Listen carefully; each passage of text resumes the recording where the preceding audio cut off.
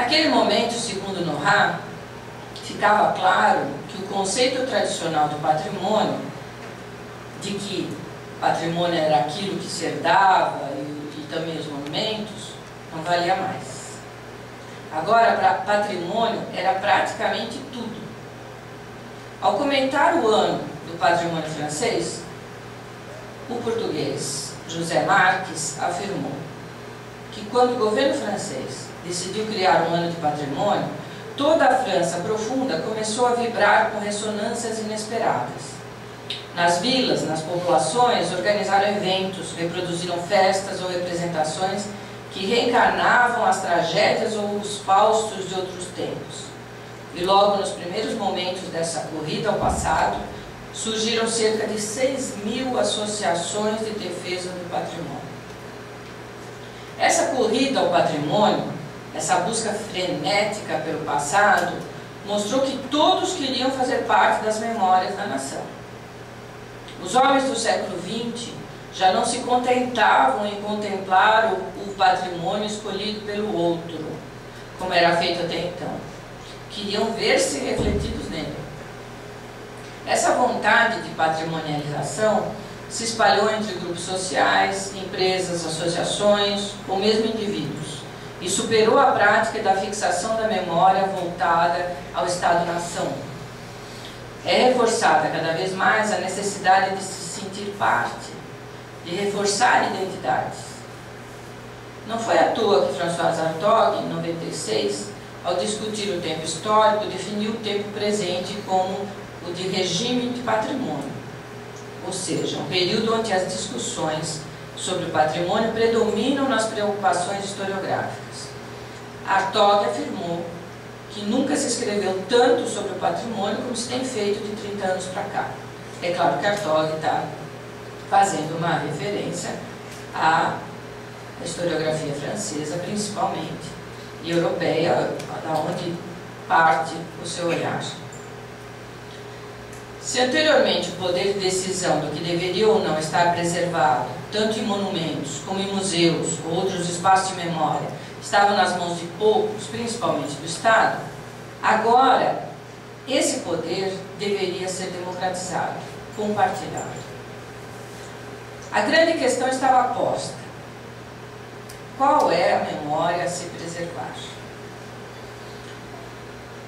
Nesse momento, o livro clássico de Maurice Roubas, publicado originalmente em 1920, em Memória Coletiva, também passou a ser foco de análise bastante mais intensa pelos profissionais ligados aos estudos da memória, sendo parâmetro para reforçar a ideia de que outras memórias devem ser contempladas quando se fala de patrimônio cultural.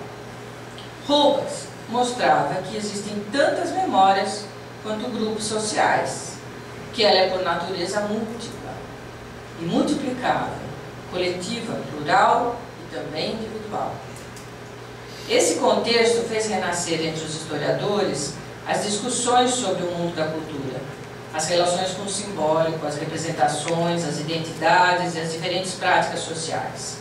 A história cultural, como foi chamada essa nova visão da história, surge em diferentes países, inclusive na França, redirecionando diversos historiadores da então História Nova. Outra obra crucial para o entendimento dessa preocupação da história para com a memória é a História e Memória, de Jacques Le Goff, de 92, publicado originalmente em 90, na Enciclopédie Einaudi. Quando o autor fez uma longa explanação das origens dos conceitos de história e memória e suas evoluções até a contemporaneidade. Le Goff deixou claro em seu trabalho a importância da memória para o estabelecimento de identidades e, consequentemente, da cidadania, assim como também as relações de poder que se estabelecem tanto na produção da história quanto na preservação da memória, principalmente a partir do final do século XVIII, com a Revolução Francesa.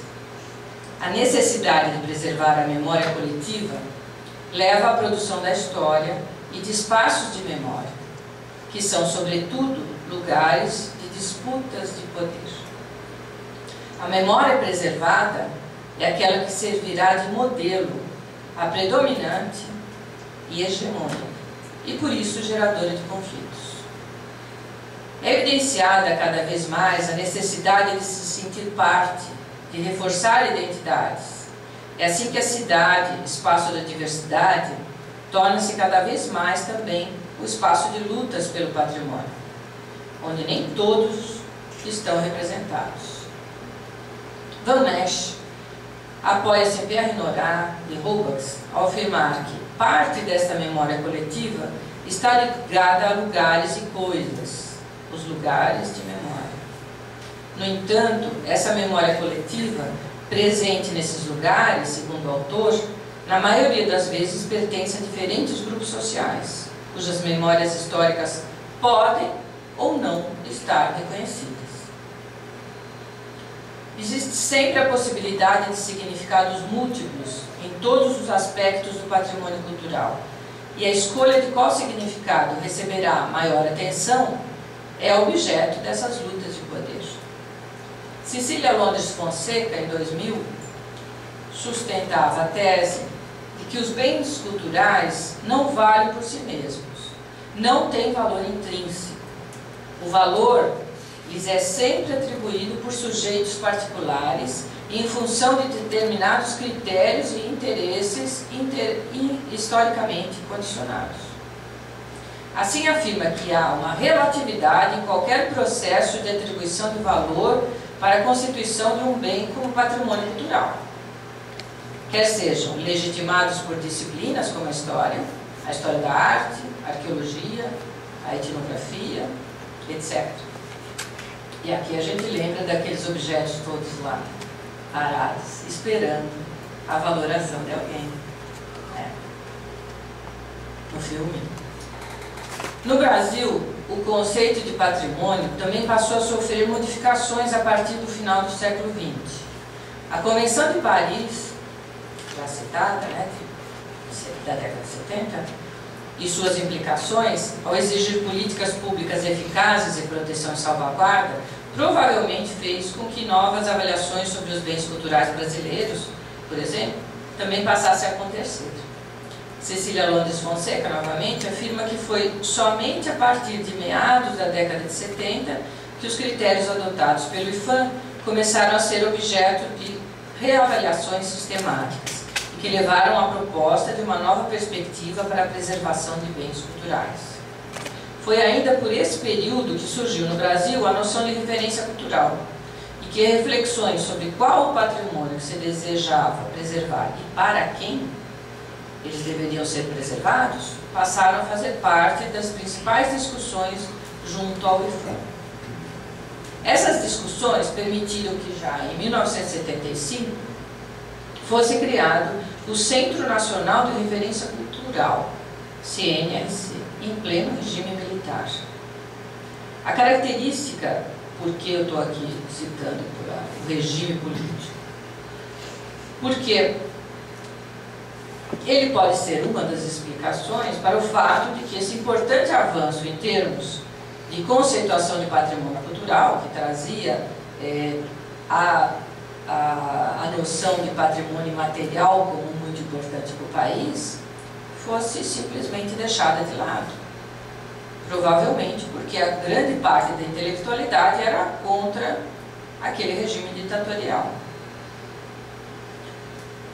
O CNRC buscava registrar como patrimônio nacional as manifestações culturais materiais representativas dos diferentes grupos sociais. Essa era a proposta, especialmente das comunidades indígenas e negras.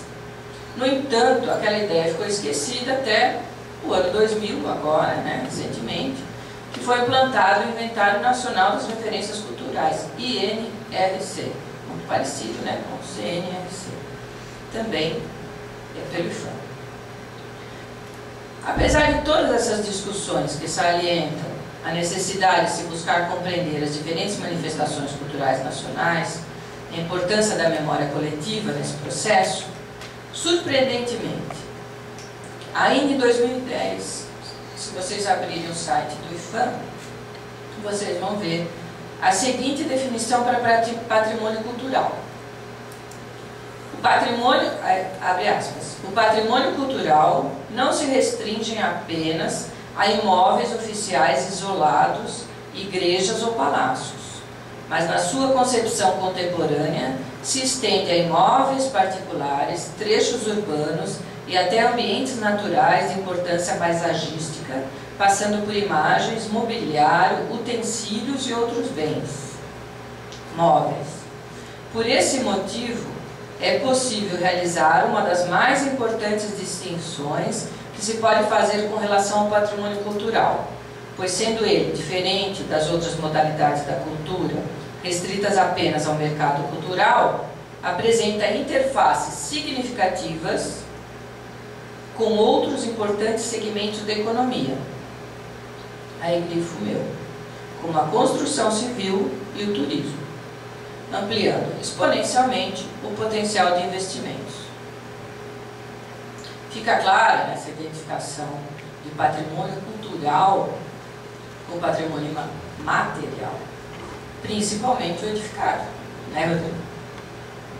Já que a sustentabilidade econômica desse patrimônio se dará em função de sua ligação, aspas, puxando novamente a definição do IFAM, com outros importantes segmentos da economia, como a construção civil e o turismo.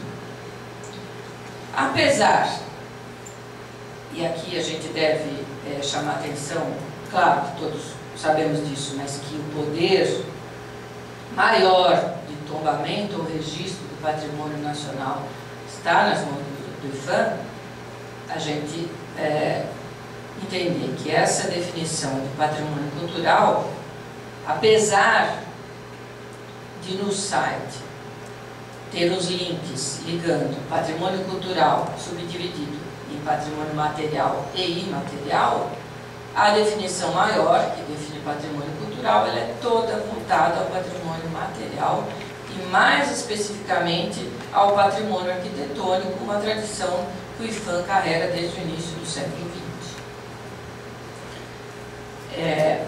Agora, quando a gente abre o link, né, da cultura material, está claríssimo a importância da arquitetura, que tem também, com certeza, mas eu estou aqui reforçando a não presença do imaterial.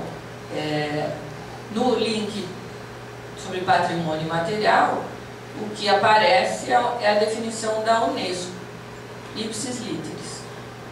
Unesco, patrimônio imaterial, são as práticas, representações, expressões, conhecimentos e técnicas, junto com os instrumentos, objetos, artefatos e lugares culturais que lhes são associados, que as comunidades, os grupos e, em alguns casos, os indivíduos reconhecem como parte integrante de seu patrimônio cultural. Percebe-se, portanto, nessa breve explanação, que falar sobre patrimônio cultural implica em atribuir valores, fazer escolhas, e essas escolhas e valores serão sempre atribuídos por aqueles que possuem algum tipo de poder, seja ele político, econômico ou mesmo intelectual, como nós fazemos, né?